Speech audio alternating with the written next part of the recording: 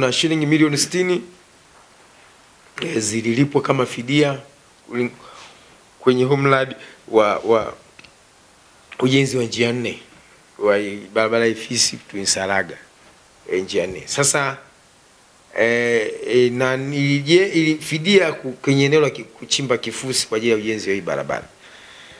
Sasa moja ambalo tulibaini la kwanza kitongoji sio mamlaka, lakini izini.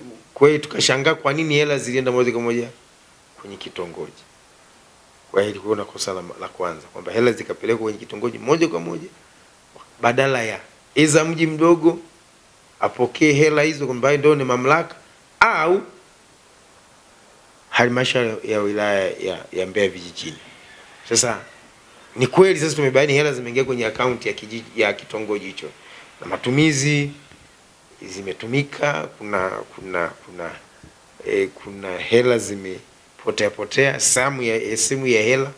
Kweli ni yani zanati imejengwa, lakini kuna baadhi ya hela zimepotea. Kwa hivi tuko kwenye uchunguzi, tuko hatua za mwisho na pindi tutakapokamilika tutaambia, na moja hapo pamoja na tayari hata ukaguzi maalum umeshafanyika. Kwa hiyo tunasubiri kukamilisha uchunguzi zeni watuhumiwa waweze kufikishwa mahakamani. Kwa hili ndio ambalo tunaweza kwa ikiwemo kuokoa. Sasa leo siwezi kusema ni kiasi gani, yani kwa sababu kuna hela zionekana hazijafanya chochote kwenye matumizi, maana yake na hela hazina maelezo zimeenda wapi. Kwa hizo zitafuatiliwa. Mimi naomba leo conclude ni kiasi gani na tuzimerudisha kiasi gani. Maana yake sasa zimeshapotea, maana yake si zimefujwa. Maana yake si kwamba zipo.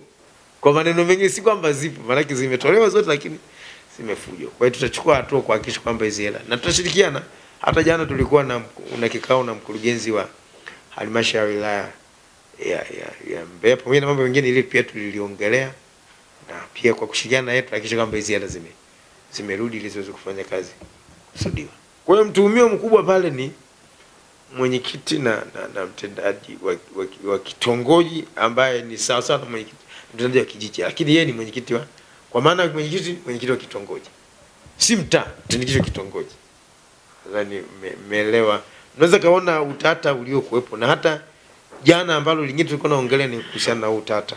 Kwa nini hivi vitongoji vinapewa hadhi ya vijiji au hadhi ya mitaa kwenye mamlaka ya kama hivyo kwa jiji la Mbeya? Si kuna mitaa ambayo ina wajumbe wa mitaa ambao ndo tunapofanya uchaguzi hivi vitongoji, yani mitaa yetu tunachagua mwenyekiti wa mtaa na wajumbe.